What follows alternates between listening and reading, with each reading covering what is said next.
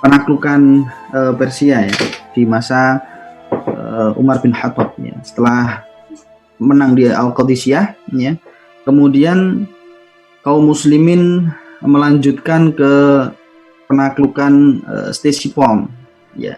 Ctesiphon itu adalah ibu kota Persia pada waktu itu ya, biasa disebut kalau bahasa Arabnya itu Sifun ya, bahasa Parsinya Ctesiphon, atau kemudian berubah menjadi atau Madain ya.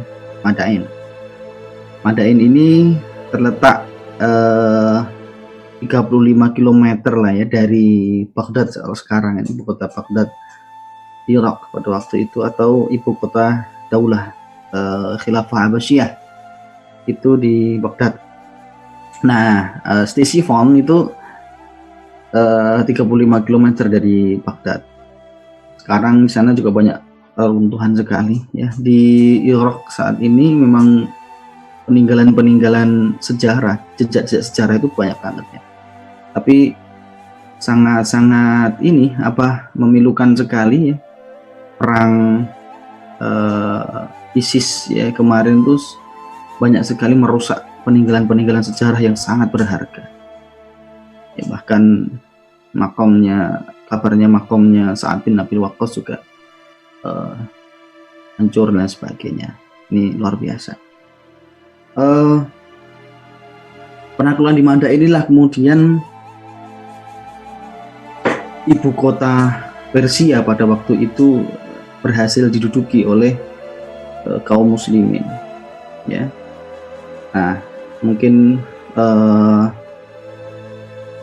populer ya kisahnya bagaimana Sa'ad bin Abi Waqqas ya, dan pasukannya ini menyeberang sungai Tigris ya, ketika mau menaklukkan Madain ini, yang dimana airnya pas meluap ya, kemudian harus menyeberanginya ya. Ini kisahnya bagaimana dekatnya Sa'ad bin Abi Waqqas dengan Allah Subhanahu wa taala, yang kemudian itu menyeberang sungai itu dengan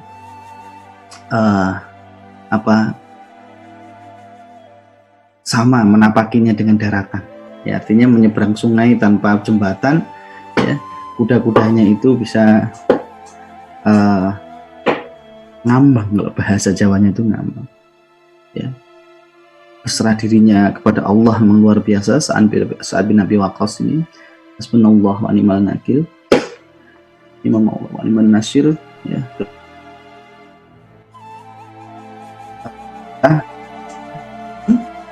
Pasukan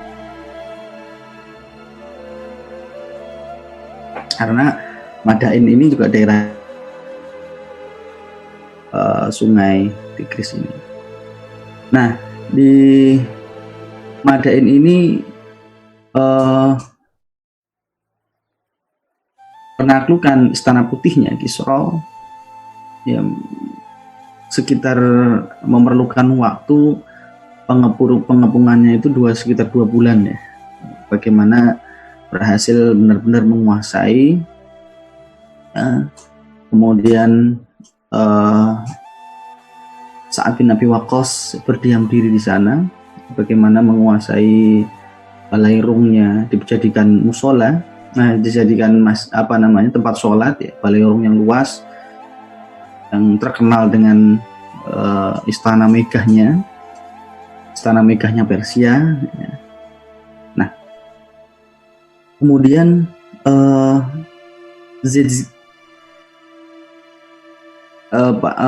Raja Kisra pada waktu itu ya, jika tiga itu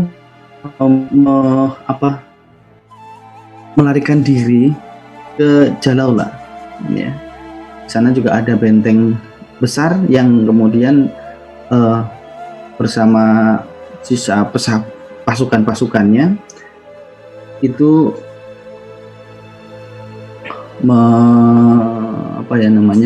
menyatukan diri di benteng Jalal ini. Nah, kemudian Sa'ad bin Abi Waqqas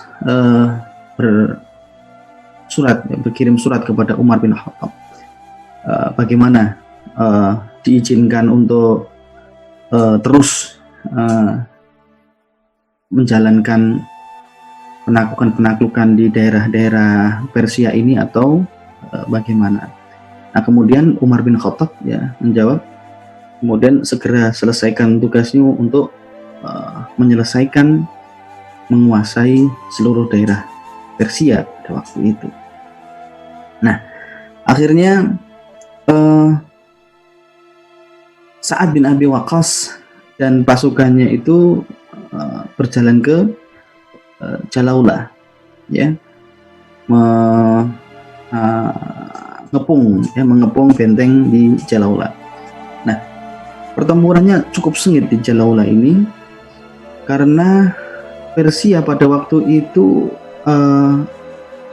benar-benar menerapkan strategi defensif ya, bertahan di dalam benteng ya, yang dimana kaum muslimin pada waktu itu ketika berusaha merebut benteng tersebut itu selalu gagal. Ada sekitar 80 kali kaum muslimin melakukan serangan ke benteng Jalaulah ini dan gagal. Ya. Nah, maka Kok ya bin Amr ini menerapkan strategi terakhir, yaitu strategi bagaimana memancing ya, pasukan Persia ini untuk keluar dari benteng ya. Nah, kira-kira begini, perang Jalaulah ini terjadi tahun 16 Hijriah ya, tahun 637 Masehi, yang ini benteng Persia kemudian Muslim ya. Pura-puranya pasukan Muslim ini benar-benar menyerang secara total ya, mengerahkan seluruh pasukannya itu untuk menyerang bentengnya ini, bentengnya Jalaulah. Nah, akan tetapi pasukan kavaleri utama ya, pasukan kavaleri utamanya Kok ini disimpan nih. Jadi hiding, dia bersembunyi ya di balik bukit, sekitar 200-300an pasukan kavaleri andalan ya, Kok ya. Nah, ketika full attack ya menyerang benteng ini, kemudian pasukan kaum muslimin itu pura-pura kalah ya, pura-pura kalah kemudian mundur, yang membuat pasukan Persia ini mengira, wah ini kaum muslimin pasukannya kalah, sekalian dihabisi, yang membuat pasukan Persia itu kemudian keluar dari benteng, menyeberangi parit ya. Jadi di sekitar benteng tersebut di depan benteng itu, ini parit yang dimana membuat pasukan kaum muslimin itu nggak bisa melewat, kecuali jalannya cuma satu, yaitu di jembatan benteng tersebut. Nah, ketika pasukan Persia keluar kemudian mengejar pasukan kaum muslimin ya. Nah, hampir keseluruhan pasukan Persia yang di dalam benteng itu terpancing ya, mengejar pasukan kaum muslimin ya.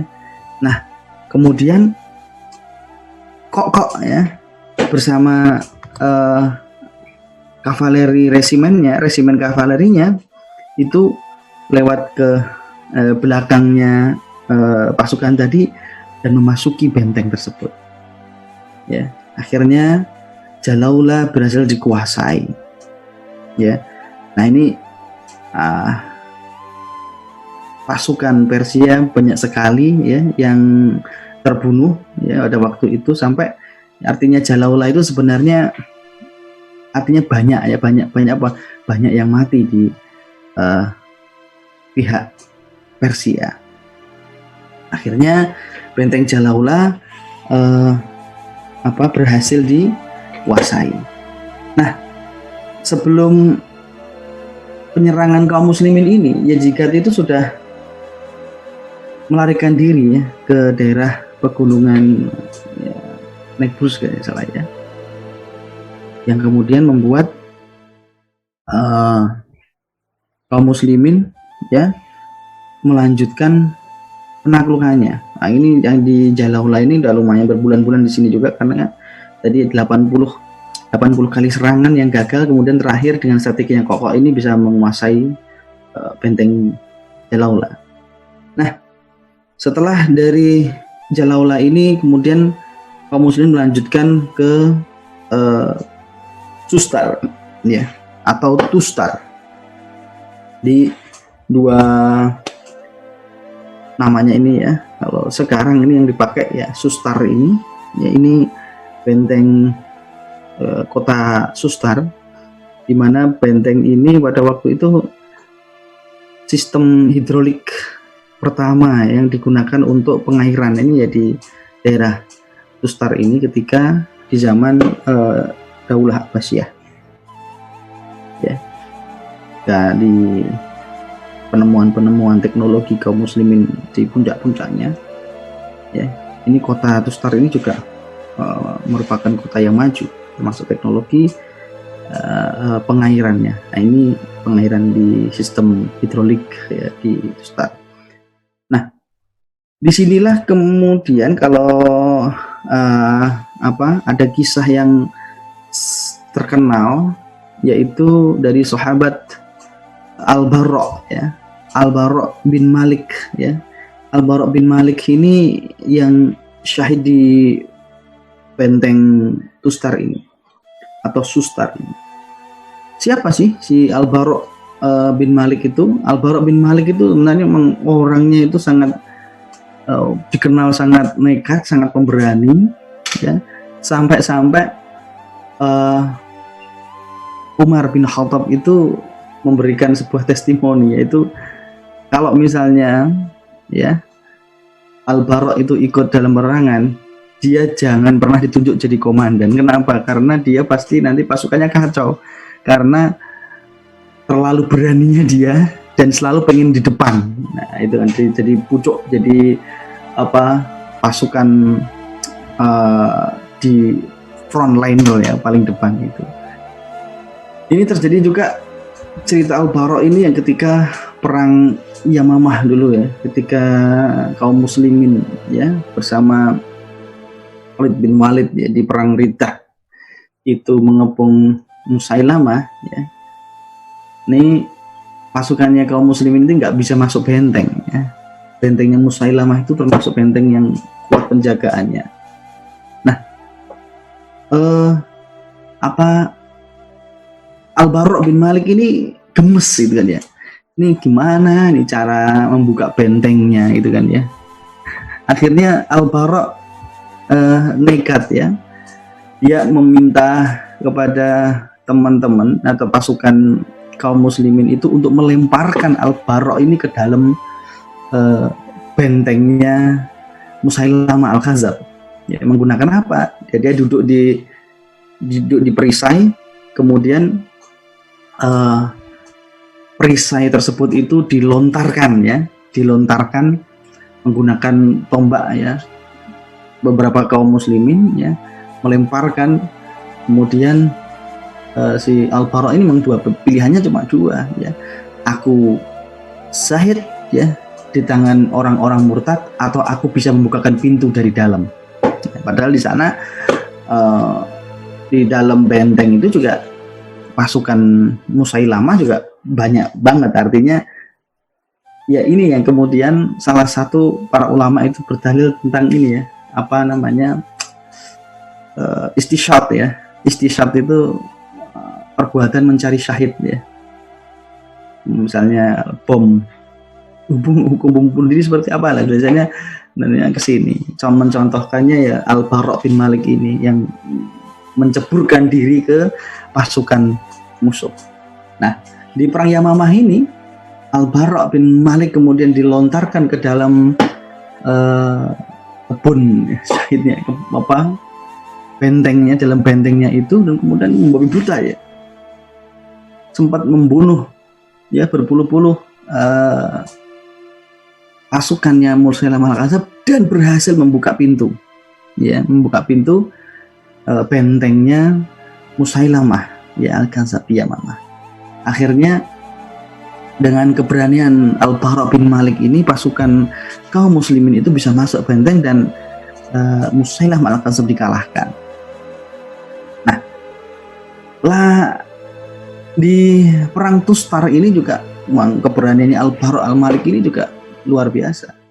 Jadi beliau ini adalah Al-Bara bin Malik ini adalah saudaranya Anas bin Malik, saudara sekandungnya, merupakan putranya Ummu Sulaim ya. Siapa Ummu Sulaim ini? Ummu Sulaim itu yang terkenal dengan sahabiah yang maharnya paling mulia ya di antara kaum. Yaitu apa? Maharnya adalah keislaman dari Abu Tolhah. Abu Tolhah itu seorang yang ketika melamar Ummu Sulaim itu ketika dalam keadaan kafir ya, ketika syaratnya untuk menikahi Ummu Sulaim ini masuk Islam ya, akhirnya Abu Tolhah itu masuk Islam ya demi menikahi Ummu Sulaim. Nah, jadi suami sebelumnya yaitu Malik bin Thawr itu, Ummu Sulaim mempunyai 2 anak, yaitu anak Anas bin Malik sama Al-Bara bin Malik ini.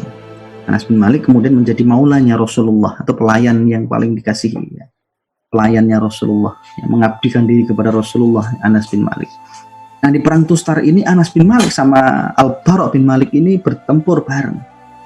Nah, ada senjata yang dipunyai senjata andalannya Persia ketika di bentengnya Tustar ini, yaitu cakar-cakar maut ya. Jadi dia itu sebuah alat ya, cakarnya itu dibakar sehingga dia itu membara, besinya membara. Nah, kemudian dilempar ke dekat benteng-bentengnya. Jadi kalau ada yang mau menaiki bentengnya, kemudian dicekar ya, tubuhnya itu kemudian diangkat, kemudian dilempar, diangkat, dilempar seperti itu. Nah, ketika menaklukkan benteng Tustar ini, Anas bin Malik itu kena ya, kena punggungnya, kemudian keangkat di bentengnya Tustar itu. Al-Bara bin Malik yang sangat menyayangi saudaranya ini ya, membebaskan, jadi memegang cakar yang membara, yang mengenai tubuh baju besinya adiknya, yaitu kemudian melepaskannya dengan tangan terbuka. Bahkan di ceritanya itu sampai tangannya Al-Bara bin Malik ini hilang dagingnya, kebakar, tinggal tulangnya ya, sampai kemudian dia bisa melepaskan Anas bin Malik dari cengkeraman cakar besi ini. Akan tetapi Al-Bara bin Malik ya, menemui apa yang dicita-citakannya, yaitu syahid di perang Tustar ini. Nah, akhirnya nanti penaklukan benteng Tustar ini menjadi kemenangan ya berikutnya ya bagi kalangan kaum muslimin.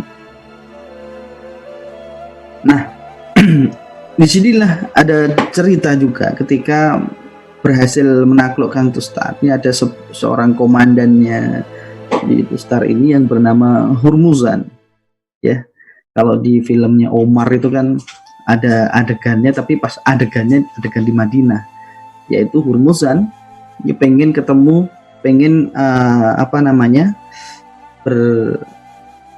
bernego atau pengen menemui Umar bin Khattab ya, karena beliau ditawan di sini, kemudian beliau diantar ya oleh kurir atau perwakilan ya dari pasukan saat Nabi Waqqas itu ke Madinah ya.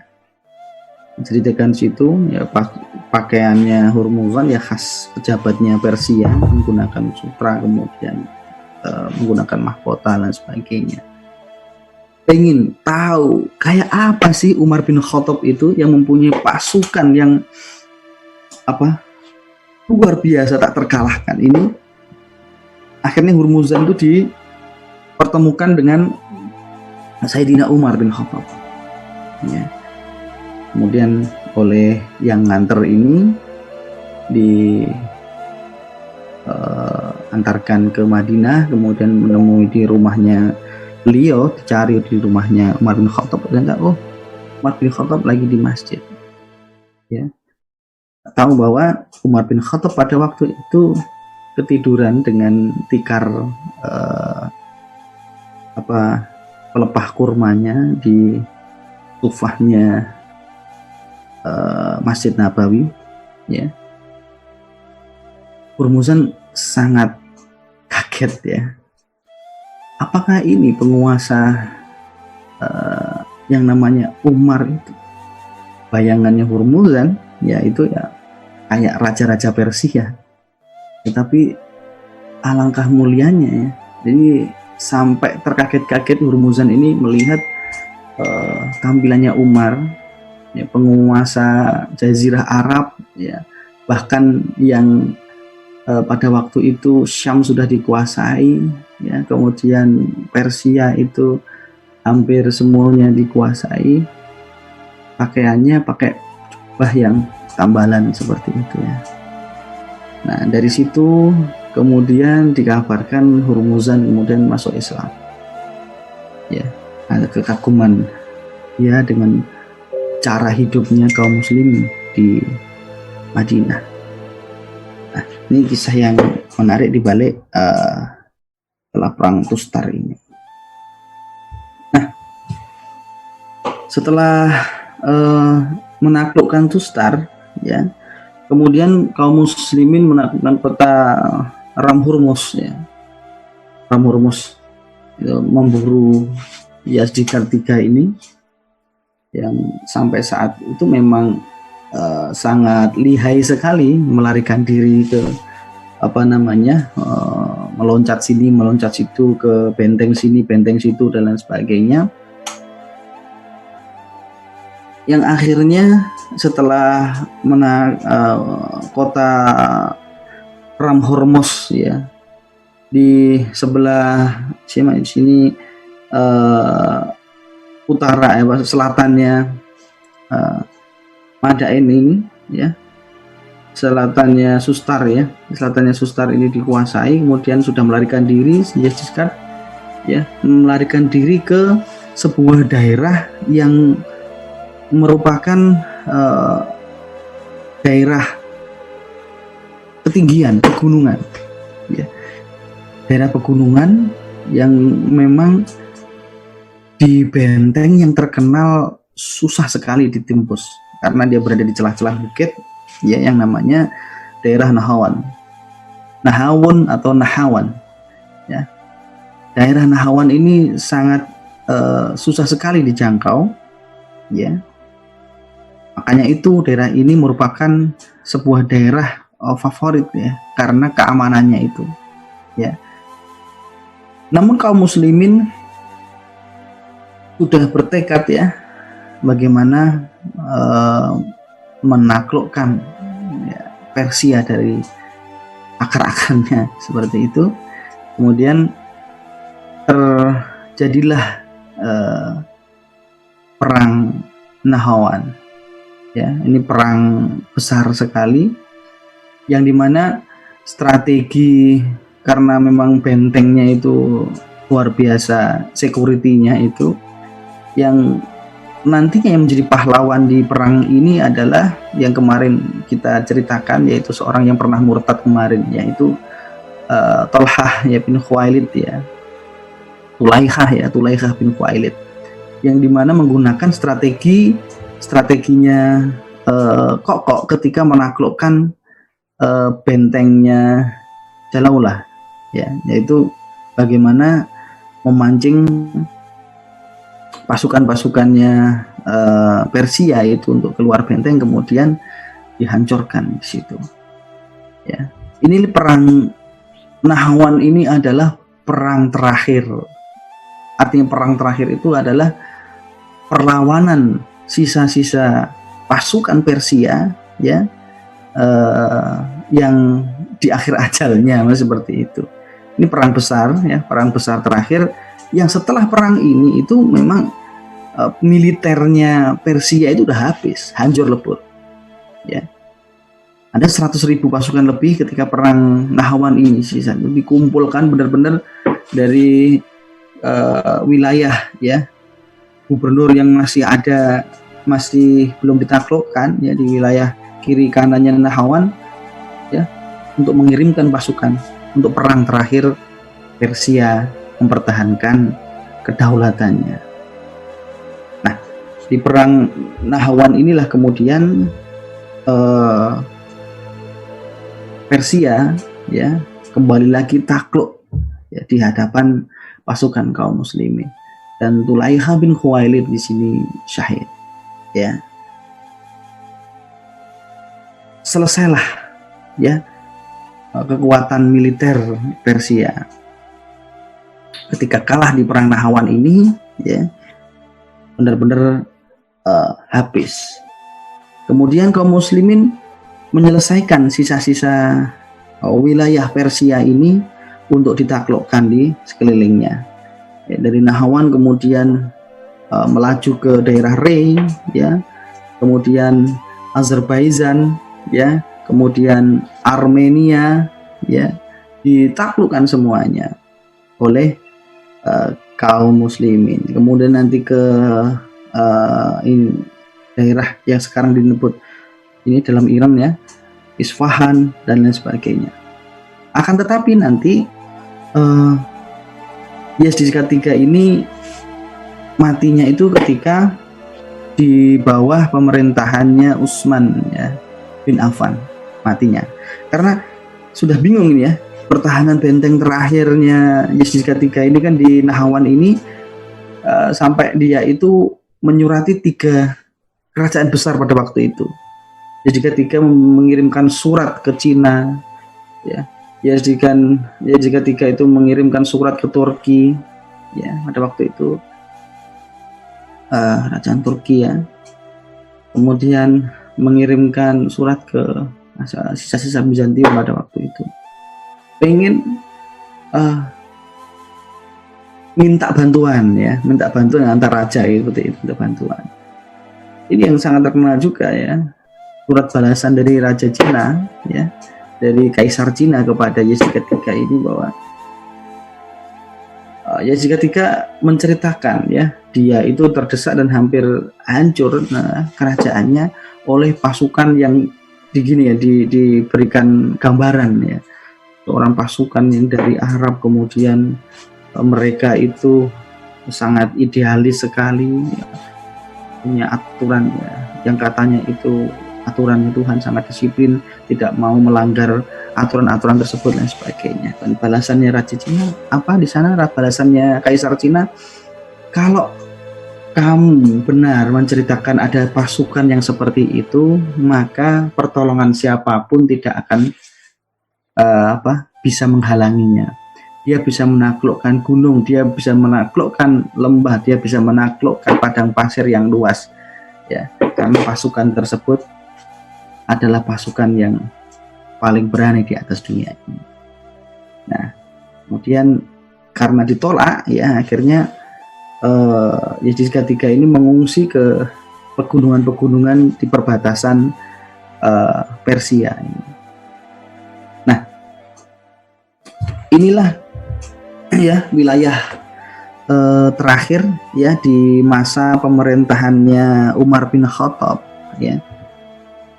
Di sebelah sana di atas itu yang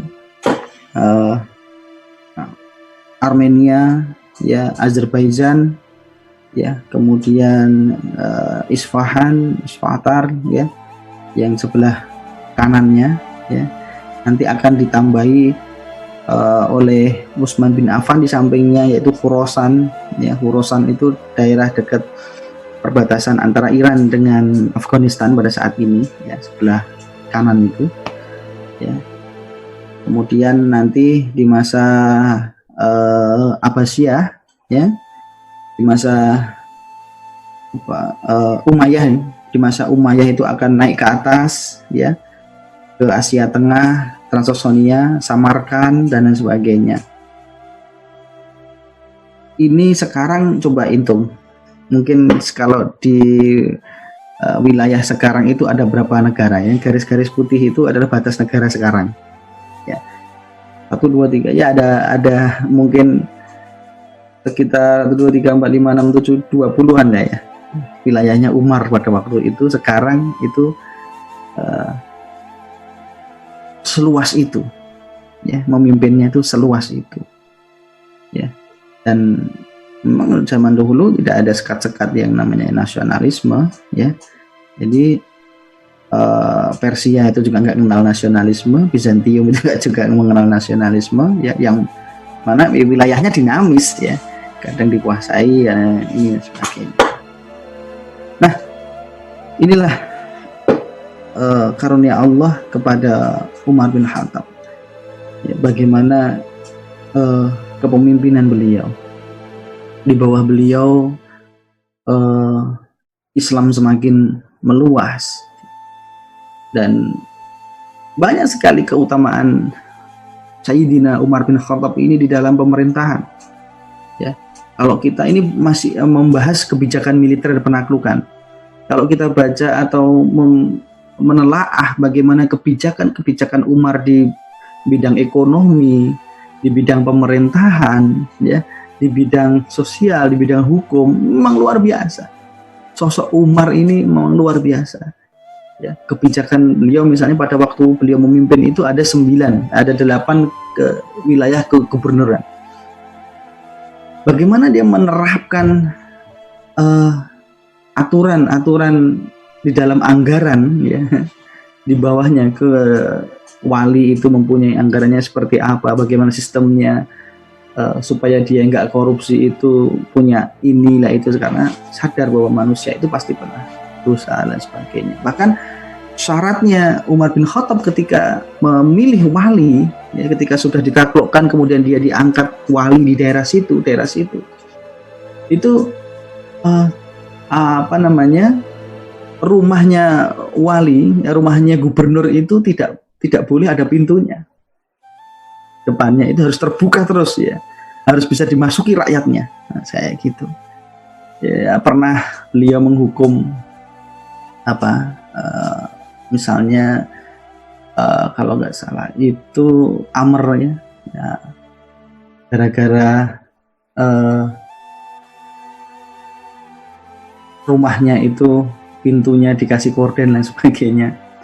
Nah, ini contoh, ya, contoh bagaimana Umar itu memberikan sebuah teladan bagi pemimpin gubernur-gubernur pada waktu itu. Ya, kalau kita sekarang mungkin gubernur itu pada waktu sekarang ini ya satu negara. Kalau dulu di Umar itu ya wilayahnya cuma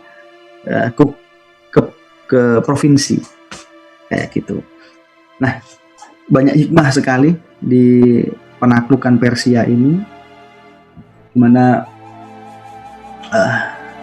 janjinya Rasulullah, ya, kabar gembiranya Rasulullah, janjinya Allah bahwa kaum muslimin akan menguasai, ya, Persia dan Bizantium ini, ya. Persia takluk di tangan Umar bin Khattab radhiyallahu an, ya, dengan sedikit, karena di dalam peperangan itu yang kalah itu cuma sekali, ya, ya, cuma di kemarin yang kita ceritakan, yaitu perang jembatan atau perang Jisr ini.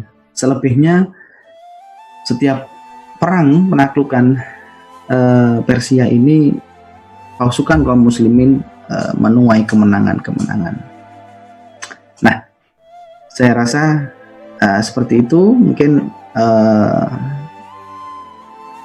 kalau ada tanya jawab, saya persilahkan.